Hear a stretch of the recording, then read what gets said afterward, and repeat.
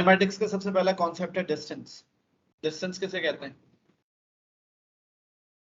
Distance is the total length covered by the object irrespective of the direction, which means कि आपको पता है कि आप अगर एक स्टेप मूव करते हैं तो आप कितना डिस्टेंस कवर कर चुके होते हैं? तकरीबन वो होता है 50 to 60 centimetre, which means about half metre आप कवर करते हैं जब आप एक स्टेप रखते हैं। तो अगर आपको 1 किलोमीटर डिस्टेंस कवर करना हो तो इसका मतलब है तकरीबन 2000 स्टेप्स अगर आप चलते हैं तो ऑलमोस्ट आप 1 किलोमीटर कवर कर चुके होंगे। तो मुझे बताएं कि जैसे कि अब इस वक्त आप घर से यहाँ तक पहुंचे हैं तो क्या किसी आपने स्पेसिफिक डायरेक्शन में डिस्टेंस कवर किया या रैंडम डायरेक्शन? मतलब कहीं पर भी लेफ्ट होगा, राइट होगा, स्ट्रेट मूव किया होगा, कोई एक स्पेसिफिक डायरेक्शन में तो आपने डिस्टेंस कवर नहीं किया। तो जो डिस्टेंस है it is not dependent upon direction. किसी भी डायरेक्शन में आप स्टेप्स करते जाएं, मूव करते जाएं तो डिस्टेंस कवर होता है। इसके अलावा इसकी क्या डेफिनेशन हो सकती है? The length covered by the object, the length of path taken by the object, which means जिस रास्ते से आप आए हैं अगर मैं उस रास्ते की लेंथ ले लूं तो भी मुझे पता चल जाएगा कि आपने कितना डिस्टेंस कवर किया है बिटवीन द 2 पॉइंट्स। ये बात समझ आ रही है? Distance is a scalar quantity because it is not dependent upon direction. Distance की डायरेक्शन नहीं होती। और डिस्टेंस का ऐसा यूनिट क्या है? मीटर। अब डिस्प्लेसमेंट और डिस्टेंस में डिफरेंस क्या है? Displacement is the shortest distance in a specific direction between initial and final positions of the object. जैसे कि ए से बी तक ये जो ब्लैक लाइन है ये डिस्टेंस को रिप्रेजेंट कर रही है, लेकिन अगर ए से बी तक स्ट्रेट लाइन में बना दो इस लाइन की लेंथ विल बी डिस्प्लेसमेंट। और आप इसकी डायरेक्शन बता सकते हैं क्योंकि ये एक स्ट्रेट डायरेक्शन में है तो कोई एंगल हो सकता है, सही है। आप इसके लिए बता सकते हैं लेट्स से ये 30 डिग्री का अगर एंगल बन रहा है तो आप कह सकते हैं it is making 30 degree with east. ये बात समझ आ रही है नहीं आ रही? So it is a vector quantity because it is dependent upon direction. अब मेरा एक क्वेश्चन है आप लोगों से,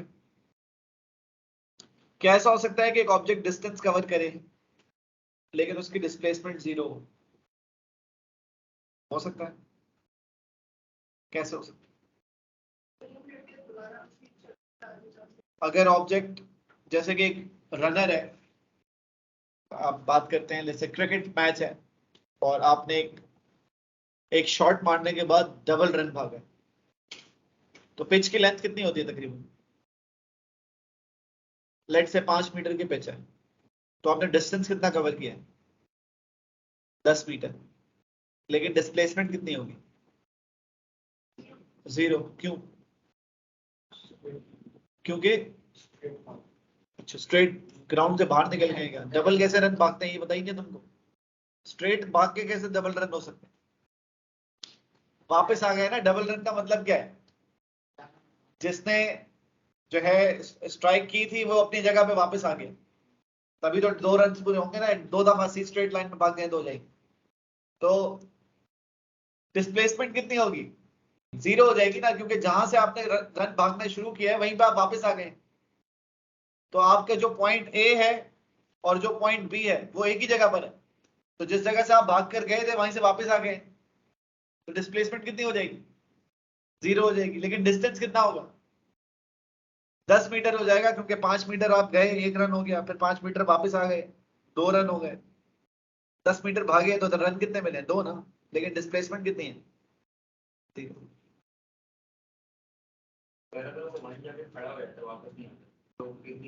फिर 5 मीटर होगी। फिर डिस्टेंस और डिस्प्लेसमेंट दोनों बराबर होंगे। लेकिन मैंने बोला कि जरूरी नहीं कि डिस्टेंस और डिस्प्लेसमेंट हर दफा बराबर हो भी सकते हैं, नहीं भी हो सकते। इवन डिस्टेंस हो भी सकता है, डिस्प्लेसमेंट उस वक्त भी 0 हो, ये मैंने बताया। और इस तरह से जीरक ने बताया कि लेट से अगर आप कहीं पे भी किसी भी रास्ते से भागकर वापस उसी जगह पे आ गए, या एक सर्कल पूरा कंप्लीट करके वापस आ गए, जैसे एक लैप कंप्लीट होता है तो लैप कंप्लीट होने के बाद जहां से स्टार्ट किया होता है वहीं पर होते हैं, तो एक लैप हो जाता है। तो एक लैप के बाद आपका डिस्टेंस तो हो सकता है वो जो आपने कवर किया होगा, लेकिन डिस्प्लेसमेंट कितनी होगी? 0 हो चुकी है। स्पीड किसे कहते हैं? Distance covered by unit time. Speed को रिप्रेजेंट करते हैं v से। Distance can be represented by s and time is represented by t। अच्छा आपकी मर्जी, आप सिंबल्स कोई भी यूज कर सकते हैं। मतलब कुछ स्टूडेंट्स होते हैं वो स्पीड को एस, डिस्टेंस को डी और टाइम को टी से रिप्रेजेंट करते हैं। ये आपका मसला है, आपकी मर्जी है, जो दिल चाहे करें, इससे कोई फर्क नहीं पड़ता। लेकिन मैंने यहाँ पे लिखा इसलिए था क्योंकि कुछ जगहों पर रिप्रेजेंट एस से किया हुआ होता है, तो सिर्फ बताने के लिए, बाकी लेकिन इससे कोई फर्क नहीं पड़ता कि आप किस सिंबल से क्या रिप्रेजेंट करते हैं।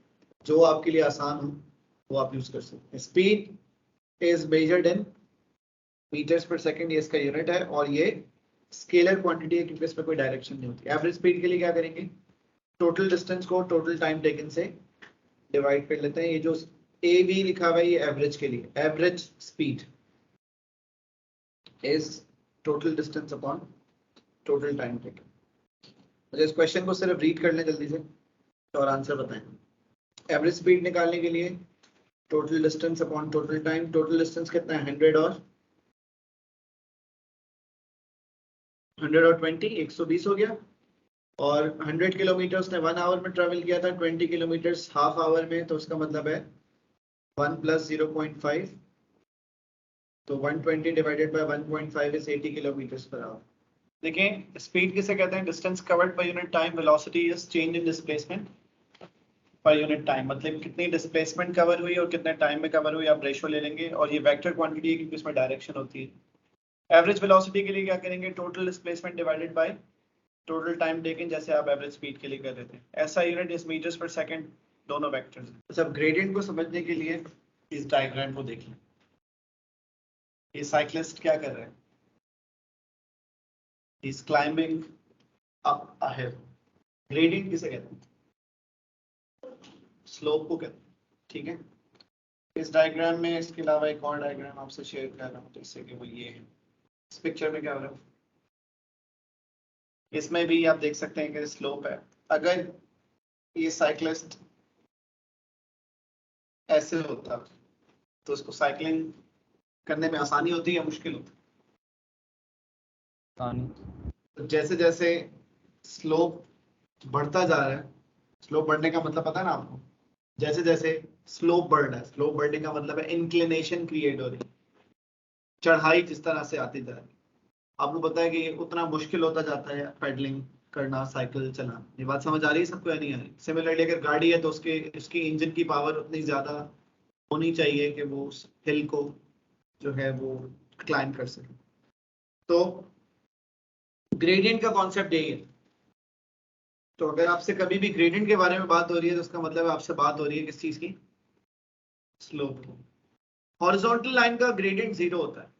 क्यों 0 होता है, क्योंकि उसमें कोई स्लोप होता ही नहीं है। हॉरिजॉन्टल लाइन का मतलब क्या है, स्ट्रेटनिंग, जैसे जमीन है, फ्लोर है, तो ये क्या है, हॉरिजॉन्टल है, मतलब इसमें कोई इंक्लिनेशन नहीं, इसमें कोई एंगल नहीं।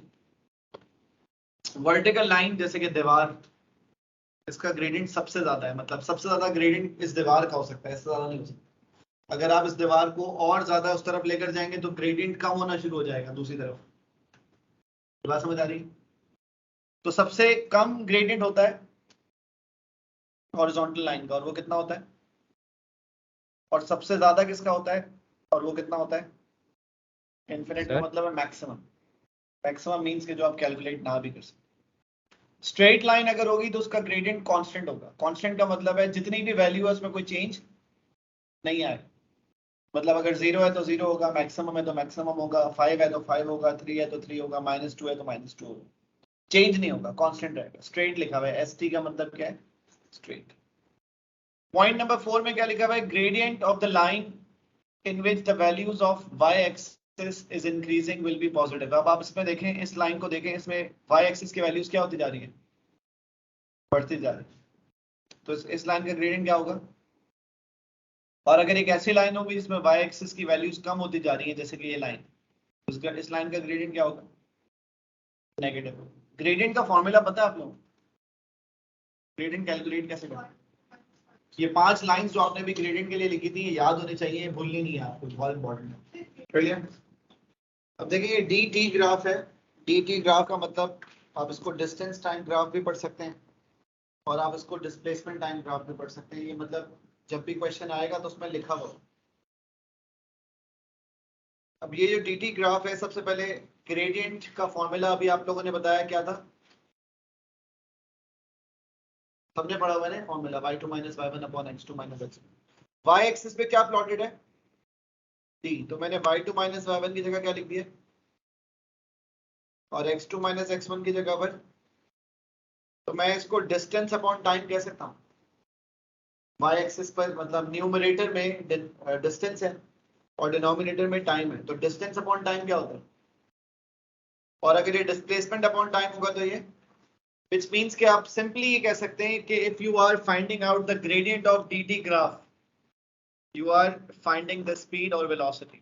अगर dt ग्राफ दिया हुआ है और आप उसका ग्रेडियंट निकाल लेते हैं तो आपको क्या मिल जाएगा, स्पीड मिल जाएगी या फिर वेलोसिटी मिल जाएगी। ये बात समझ आ रही है। इस ग्राफ में मुझे बताएं ग्रेडियंट कितना है, 0 है। क्यों?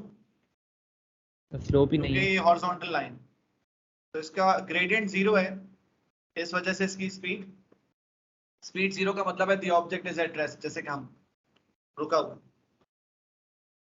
इस ग्राफ में आप देखें ग्रेडियंट इसका 0 नहीं है, ग्रेडियंट इसका कांस्टेंट है, मतलब लाइन स्ट्रेट बनी हुई है और आपको पता है कि इसका ग्रेडियंट 0 नहीं है, क्योंकि 0 होता तो इसकी लाइन ऐसी होती, हॉरिजॉन्टल होती। ना ये मैक्सिमम है ना ये 0 है, ये कोई वैल्यू है, लेकिन क्योंकि स्ट्रेट लाइन है तो हम कह सकते हैं कि ग्रेडियंट इज कांस्टेंट। इसलिए हम कह सकते हैं कि स्पीड इज कांस्टेंट, या फिर आप ये भी कह सकते हैं कि वेलोसिटी इज कांस्टेंट। क्लियर होगी बात? अब देखें ग्राफ 3 में लाइन स्ट्रेट नहीं है, तब दो बातें, या तो ग्रेडियंट बढ़ रहा होगा या कम हो रहा होगा, क्योंकि अगर स्ट्रेट लाइन होती तो आप कहते हैं ग्रेडियंट कांस्टेंट है, लेकिन यहाँ पर लाइन स्ट्रेट नहीं है, तो अब दो बातें हो गई ना, तो ग्रेडियंट बढ़ रहा होगा या ग्रेडियंट कम हो रहा होगा। इस ग्राफ में मुझे देख के बताएं ग्रेडियंट बढ़ रहा है कम हो रहा है, क्योंकि लाइन आगे जाके हॉरिजॉन्टल होती जा रही है, कम हो रहा है, which means इसका ग्रेडियंट कम हो रहा है, और अगर ग्रेडियंट कम हो रहा है तो उसका मतलब है इसकी स्पीड कम हो रही है। इस केस में आप देखें ग्रेडियंट बढ़ रहा है तो इसका मतलब है कि स्पीड बढ़ रही है। तो ग्राफ 5 में आप देखें, सबसे मेरे क्वेश्चंस का आंसर दे देते हैं। सबसे पहले बताएं क्या लाइन स्ट्रेट है या नहीं है, तो इसका मतलब है ग्रेडियंट इज नॉट कांस्टेंट। दूसरी बात, इसका ग्रेडियंट पॉजिटिव है या नेगेटिव है? नेगेटिव है, क्योंकि ये लाइन आप देख सकते हैं इसमें y की वैल्यूज डिक्रीज होती जा रही है, इंक्रीज नहीं हो रही, तो ग्रेडियंट नेगेटिव है और कांस्टेंट नहीं है। कांस्टेंट नहीं है तो उसका मतलब ये है कि या तो बढ़ रहा होगा या कम हो रहा होगा। इस केस में देख के हमें बताएं लाइन वर्टिकल होती जा रही है या हॉरिजॉन्टल होती जा रही है? हॉरिजॉन्टल, वर्टिकल होती जा रही है, तो इसका मतलब है gradient is negative but increasing. इसका मतलब है, अच्छा स्पीड कभी भी नेगेटिव नहीं होती, speed is a scalar quantity, so हम इसमें ये नहीं कह सकते कि speed is negative and speed is increasing. हम कह सकते हैं कि velocity is negative and velocity is increasing. इस केस में भी आप देखें ग्रेडियंट नेगेटिव है, लेकिन बढ़ रहा है या कम हो रहा है? कम हो रहा है, क्योंकि लाइन हॉरिजॉन्टल होती जा रही है, तो इसका मतलब है gradient is negative but decreasing, which means कि velocity is decreasing but negative. Clear? Okay बेटा, acceleration is defined as change in velocity per unit time। acceleration की क्या definition है? क्या इसकी definition? change in time। अगर स्टूडेंट लिख दे change in speed per unit time, गलत हो, या फिर आप कह सकते हैं incomplete होगा। हाँ, क्या कह सकते हैं? incomplete होगा। अब मैं बताता हूँ फर्क क्या है। अगर फॉर एग्जाम्पल ज़ुहैब कह रहे हैं कि ये सही है, ठीक है, तो फिर मेरा सवाल आपसे ये है, earth revolves around sun with a constant speed, is earth accelerating और not? How? Earth is revolving around sun ना, फिर स्पीड तो कांस्टेंट है ना उसकी, फिर डायरेक्शन चेंज हो रही है। डायरेक्शन चेंज होने से क्या चेंज हो रहा है? Velocity. Velocity is a vector quantity. एक ऑब्जेक्ट है, अगर उसकी स्पीड कांस्टेंट भी है लेकिन उसकी डायरेक्शन चेंज हो रही है, तो इसका मतलब है उस ऑब्जेक्ट की वेलोसिटी कांस्टेंट नहीं। और अगर वेलोसिटी कांस्टेंट नहीं है तो फिर डेफिनेशन पढ़ो कि अगर आप स्पीड की सिर्फ बात कर रहे हो तो फिर इसका मतलब है आप लिमिटेड कर रहे हो एक्सेलरेशन की डेफिनेशन को सिर्फ स्पीड पर। पहले बात कर लेते हैं कि अगर मैथमेटिकली मैं लिखूंगा तो क्या लिखूंगा? चेंज इन वेलोसिटी का मतलब है final velocity minus initial velocity divided by time taken. तो ये उसका फॉर्मूला हो गया। मतलब इसी बात को आप मैथमेटिकली लिख सकते हैं, a is equal to v minus u upon t, where v is final velocity, u is initial velocity divided by time taken, ऐसा unit for acceleration is metres per second square. अब मेरी एक बात इसमें भी यहाँ पर सुन लें, न्यूमरेटर में क्या चीज है, वेलोसिटी है, उसका यूनिट होता है मीटर्स पर सेकंड, डिनोमिनेटर में सेकंड, तो ये हो गया मीटर पर second which means metres per second square. समझ आ गई बात? तो मीटर्स पर सेकंड में या तो स्पीड होती है या वेलोसिटी होती है। जब एक्सेलरेशन निकालते हैं तो वो मीटर पर सेकंड नहीं होगी, मीटर पर सेकंड स्क्वायर होगी, जिसको आप अगर यूं पढ़ लें मीटर्स पर सेकंड तो भी ठीक ही होगा। ठीक है, अब इस चीज को समझने के लिए, एक्सेलरेशन को समझने के लिए मैंने कुछ केसेस जो हैं वो बता रहा हूं आपको। केस 1, एक ऑब्जेक्ट है, उसकी वेलोसिटी गिवन है 5 metres per second due east, फिर उस ऑब्जेक्ट की वेलोसिटी है 5 metres per second due north. Speed change हो रही है नहीं हो रही, लेकिन डायरेक्शन चेंज हो गई है। तो अगर डायरेक्शन चेंज होगी तो वेलोसिटी चेंज होगी या नहीं होगी, वेलोसिटी चेंज होगी। सो ऑब्जेक्ट एक्सेलरेट कर रहा है या नहीं कर रहा, एक्सेलरेट कर रहा है क्योंकि उसकी वेलोसिटी चेंज हो रही है, और वेलोसिटी चेंज हो रही है बिकॉज डायरेक्शन चेंज हो रही है। ठीक है, केस 2 में आप देखें 5 metres per second due east, 10 metres per second due east, direction change हुई या नहीं हुई, लेकिन स्पीड चेंज हो गई, जिसकी वजह से हम कह सकते हैं कि ऑब्जेक्ट की वेलोसिटी चेंज हो रही है। लेकिन इस केस में velocity is changing because of change in speed not direction. So इस केस में भी ऑब्जेक्ट एक्सेलरेट कर रहा है। केस 3 में देखें ऑब्जेक्ट की स्पीड और डायरेक्शन दोनों चेंज हो रही हैं, तो भी आप कहेंगे कि ऑब्जेक्ट की वेलोसिटी चेंज हो रही है। मेरा एक क्वेश्चन है आप लोगों से, तीनों केसेस पढ़कर आपने आंसर करना है खुद से। When will the acceleration of an object be 0 if there is an object and you say that acceleration of an object is 0? तो ये कब होगा ऐसा? ठीक है, इसके अलावा भी हो सकता है, मूविंग ऑब्जेक्ट की एक्सेलरेशन 0 हो सकती है। कांस्टेंट स्पीड केस 1 में है या नहीं है, तो फिर केस 1 में एक्सेलरेशन 0 है, तो आपने आंसर ये किया। ऐसा कब होगा कि किसी ऑब्जेक्ट की एक्सेलरेशन 0 हो? एक केस तो ये हो गया कि ऑब्जेक्ट रेस्ट पे, दूसरा decelerate is also accelerate। Case 1 में यही है ना, देखो स्पीड से, वेरी गुड। ठीक है, तो ये दो बातें अगर आप चाहें तो अपने लिए खुद से लिख लें, नोट्स में मैं तो नहीं लिखवा रहा, लेकिन अगर मैं आपसे पूछूं कि एक ऑब्जेक्ट है उसकी एक्सेलरेशन 0 है, तो ये कब पॉसिबल है, तो सिर्फ दो ही केसेस हैं। एक when the object is at rest, जैसे कि हम इस वक्त, और दूसरा कब, जब ऑब्जेक्ट की स्पीड और डायरेक्शन दोनों सेम हो, इसको कहते हैं कांस्टेंट वेलोसिटी। क्या कहते हैं? स्पीड और डायरेक्शन अगर चेंज ना हो तो क्या चेंज नहीं हो रहा, वेलोसिटी चेंज नहीं हो रही, एक्सेलरेशन तो 0 हो गई ना। मैं कह रहा हूं अगर स्पीड और डायरेक्शन दोनों चेंज नहीं हो रहे तो क्या चेंज नहीं हो रहा, velocity is not changing. If the speed and the direction is same then the velocity is same, velocity is not changing. Is this clear? Uniform acceleration किसे कहते हैं? Constant change in velocity per unit time, which means कि जब velocity में change constant हो। Uniform deceleration कब होगा? Constant decrease in velocity per unit time। Non-uniform acceleration कब होगी? जब velocity में जो change है वो constant नहीं होगा। उसकी एग्जाम्पल है, ये लिखनी नहीं है, आगे लिखना चाहे आपकी मर्जी है। यूनिफॉर्म एक्सेलरेशन का मतलब आप देखिए टाइम 0 पे वेलोसिटी कितनी है, 1 सेकंड के बाद, 2 सेकंड के बाद, 3 सेकंड के बाद, क्या मतलब है? हर 1 सेकंड में 5 मीटर्स पर सेकंड का चेंज है, इसको कहते हैं यूनिफॉर्म एक्सेलरेशन। यूनिफॉर्म एक्सेलरेशन का क्या मतलब है? Velocity is changing but constantly, which means after every second the change is constant. Velocity is changing but at a constant rate. Uniform deceleration किसे कहेंगे? टाइम 0 पे वेलोसिटी कितनी है, 1 सेकंड के बाद, 2 सेकंड के बाद, 3 सेकंड के बाद, तो एक्सेलरेशन है लेकिन नेगेटिव है। नेगेटिव एक्सेलरेशन का मतलब है वेलोसिटी इज डिक्रीजिंग, और ये कांस्टेंट डिसेलरेशन है, क्योंकि आप देखें हर सेकंड में 4 कम होती जा रही है वेलोसिटी, 20 से 16, 16 से 12, 12 से 8, and so on. This is called constant deceleration. फिर है non uniform deceleration, sorry acceleration है, लेकिन नॉन यूनिफॉर्म अगर एक्सेलरेशन है तो क्या होगा, टाइम 0 पे 0, 1 पे कितना, 2 पे कितना चेंज, पहले 5 था अब कितना है 2, फिर से 5 हो गया, फिर मतलब चेंज है लेकिन वो सेम नहीं है, हर दफा डिफरेंट है, तो उसको हम कहते हैं नॉन यूनिफॉर्म एक्सेलरेशन। ठीक है, इसको मैं चेंज कर लेता हूं, यहाँ पर ये गलती से मैंने डिसेलरेशन लिख दिया, नॉन यूनिफॉर्म। ये डेटा मैंने सिर्फ आपको समझाने के लिए बनाया था, तो आपको जरूरत नहीं है इसको नोट्स को कॉपी करने की।